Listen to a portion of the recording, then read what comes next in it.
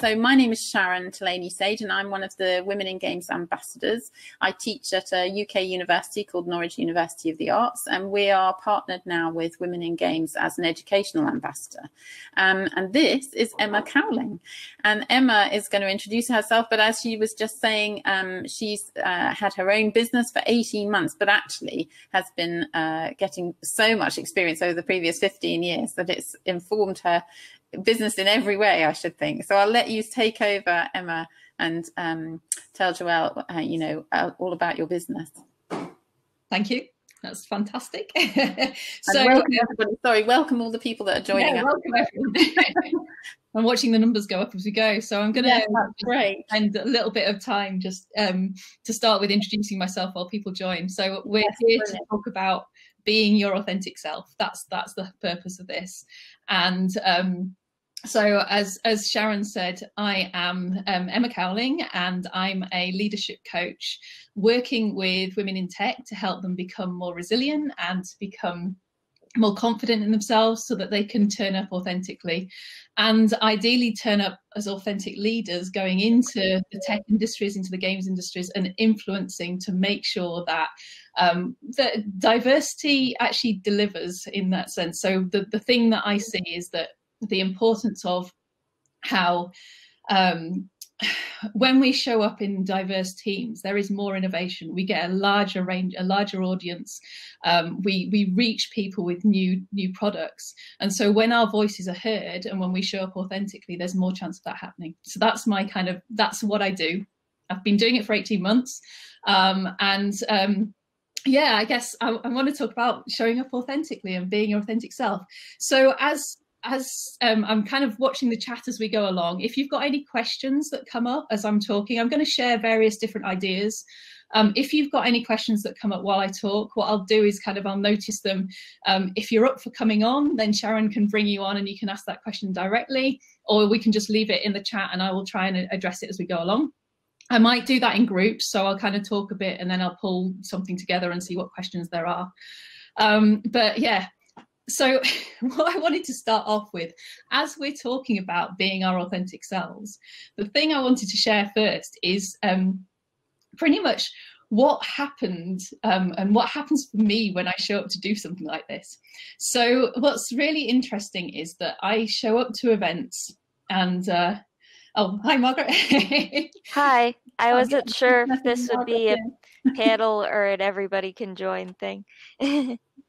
That's cool. I'm just going to talk, and then if you've got questions, then I'll kind of pull you in at times. So drop them in the chat, and then we'll do it that way. That's what I've suggested. Okay. So it's up to you whether you share your video and audio or not as you go along. Right. Then I'm going to just leave it to you guys.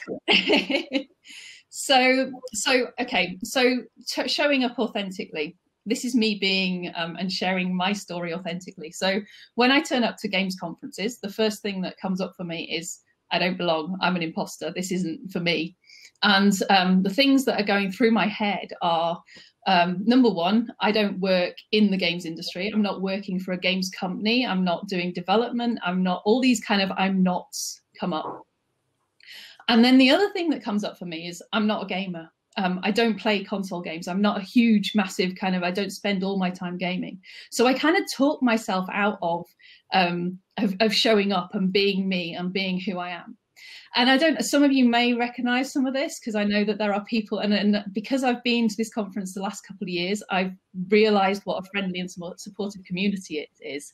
But what tends to happen is that I meet people and realize that most people are running a very similar kind of pattern of thinking as well. And so what tends to happen then is that, and what I've learned is that actually this is just my thinking going on. And when I then connect back into that, I kind of go back to, well, okay, I don't work in games, but over the last 7 years, I've been set up a massive research project at the University of York, which is all about academics and the games industry collaborating to get more research into games. So actually I have loads of contacts in the games industry and I do work there. It's just that it's not what I think as the games industry working in it and working for a company.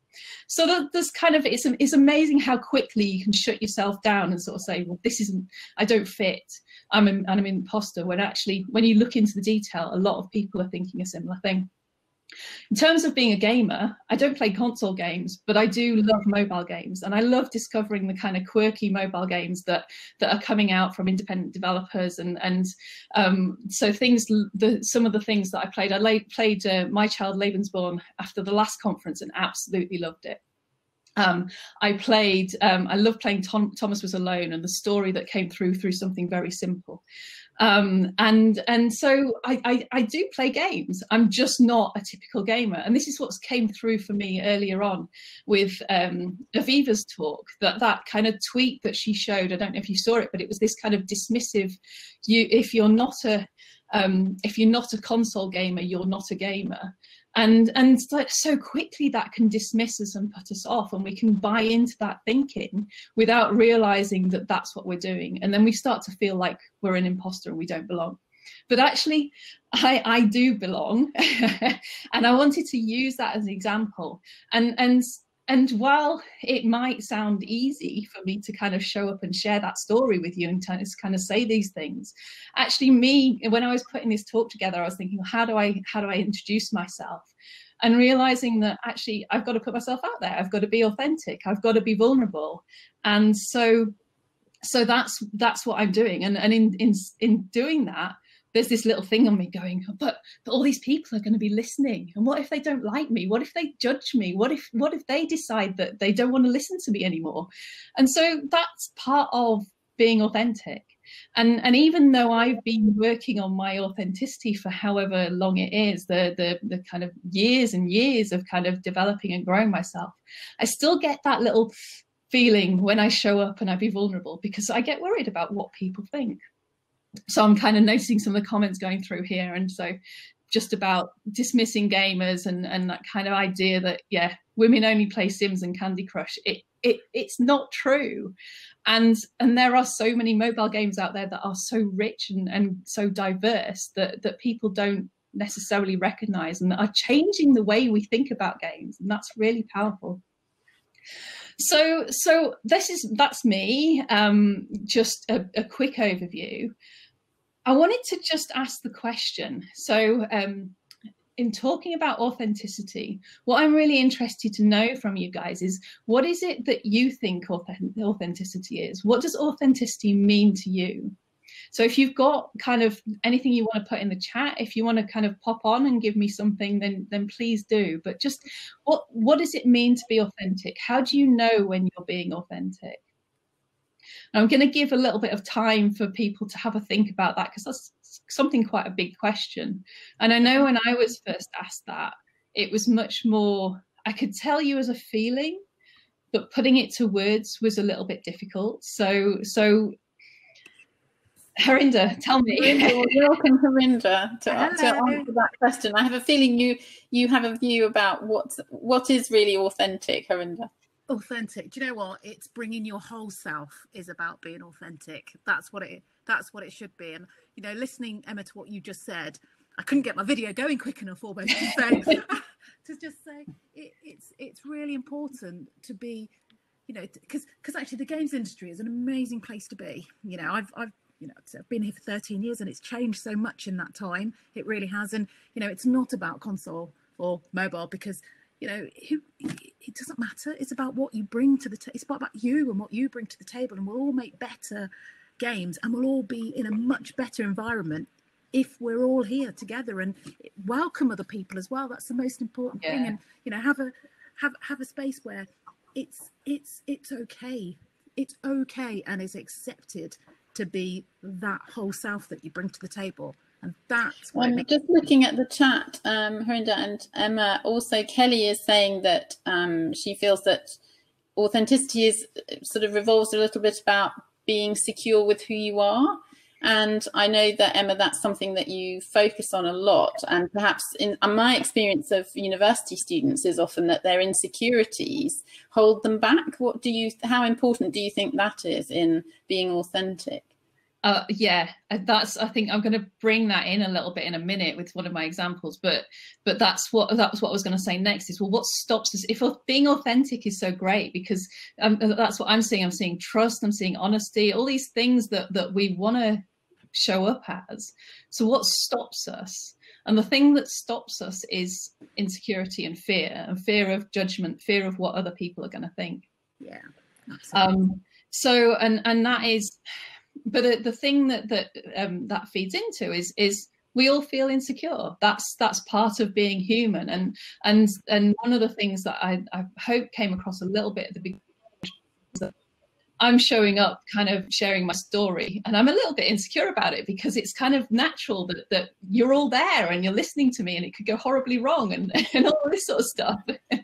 But actually realizing that that's okay, that's a huge leap, and kind of going, okay, I'm a little bit insecure about this. What's the worst that can happen? Yeah. I'm not going to die if everyone just walks off and I only have Sharon listening to me.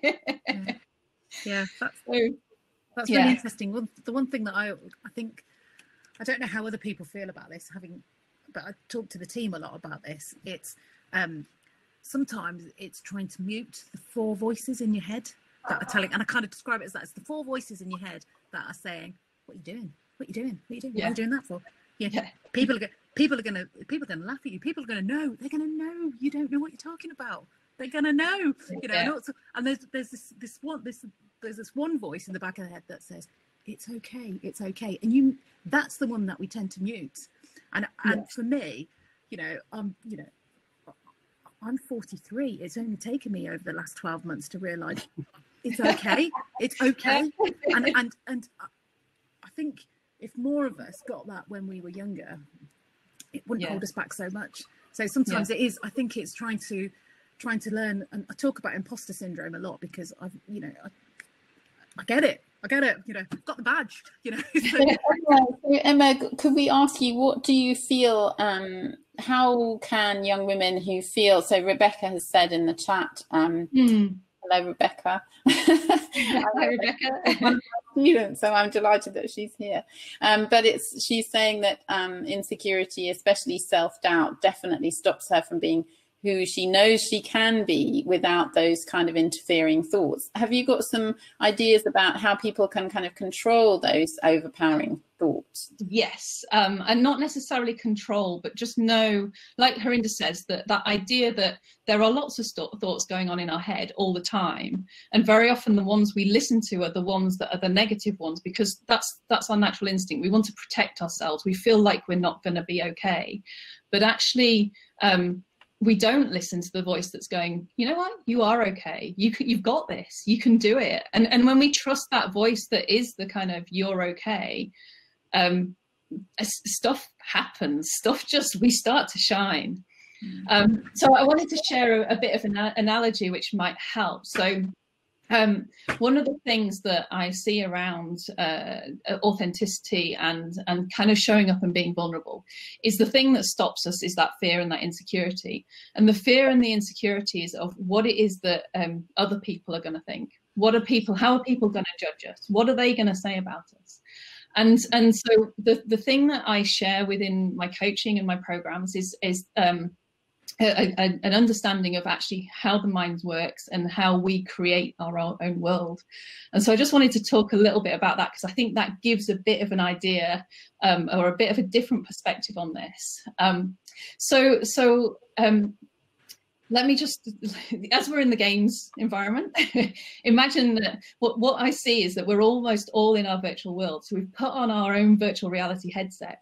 And what we create that world through our experiences from when we're very young, all the way through. Our experiences build and build and build and create this world that we exist in.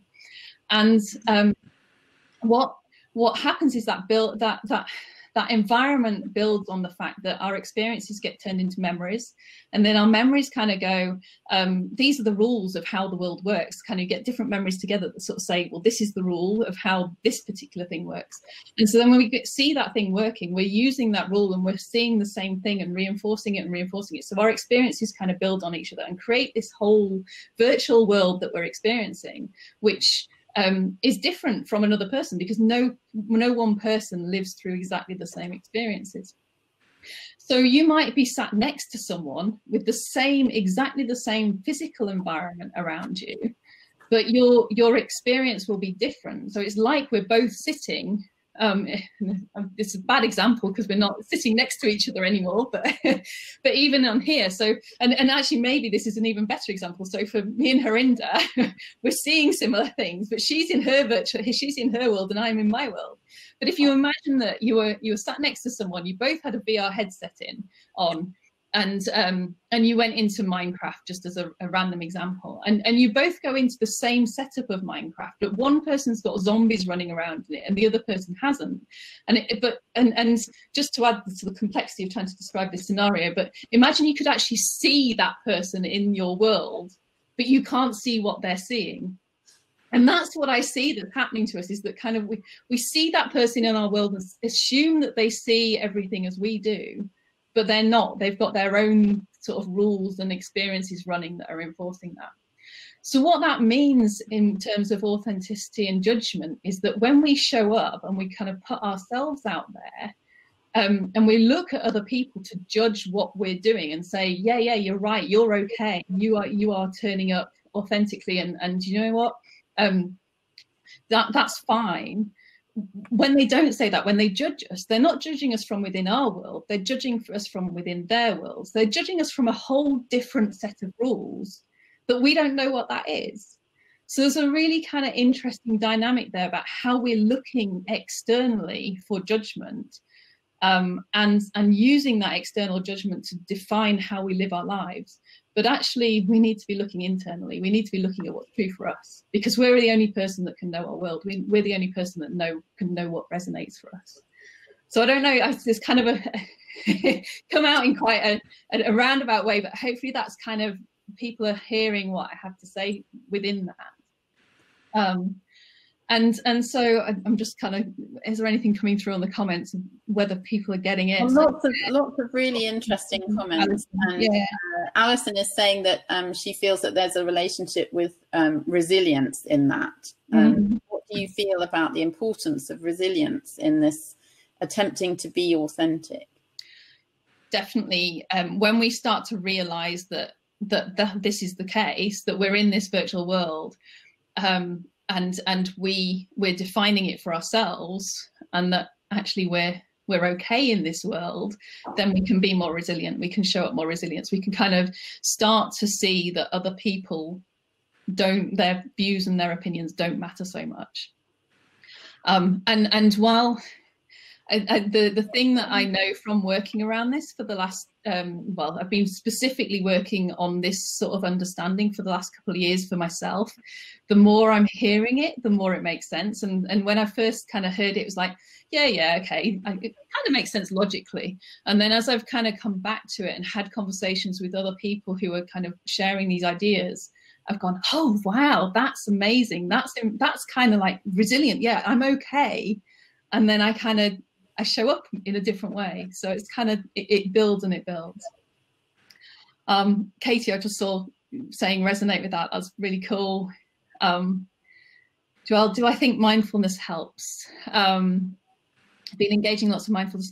So mindfulness definitely helps in this. And this is some of the principles that are in this is kind of, it alludes to mindfulness. It's the idea of being able to let go and realize that your thinking is the stuff that is creating your world. And if you can drop your thinking, if you can, and even dropping your thinking sounds wrong, but when you can let go of your thinking and see that it's just thinking, then a new degree of clarity comes through.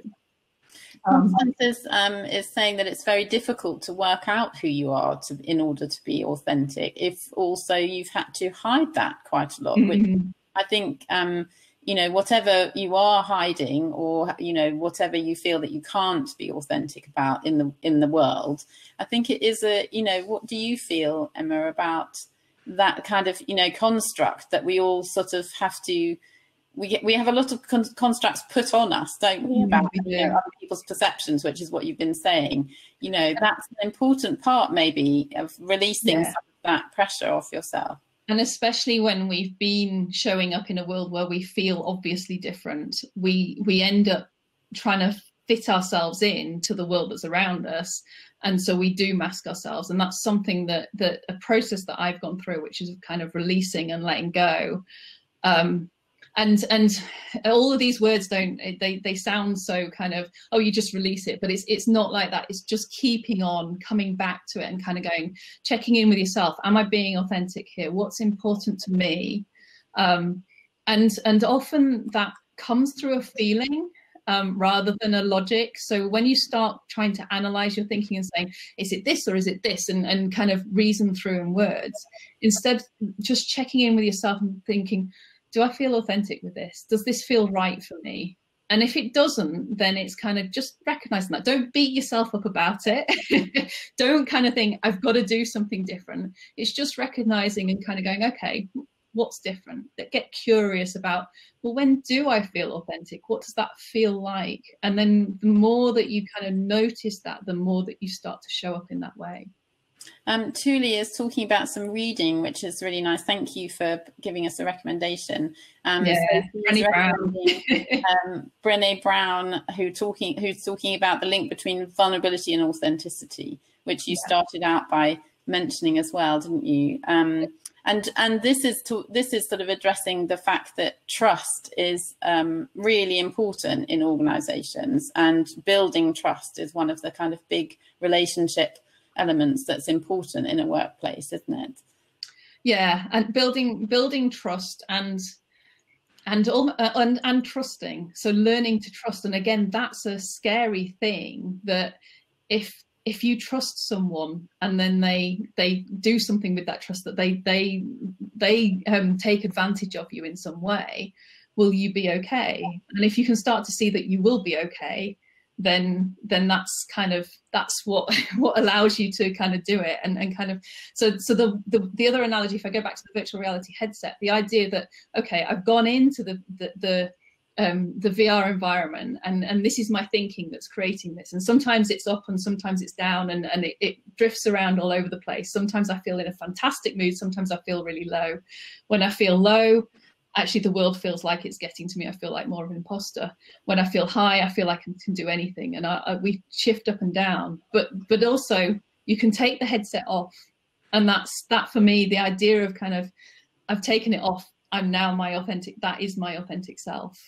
And I know that's very conceptual. So what does taking it off mean? But it's kind of seeing that we're in a game and we've created this environment, and actually when we take it away, it's kind of like, okay, I'm connecting with me now.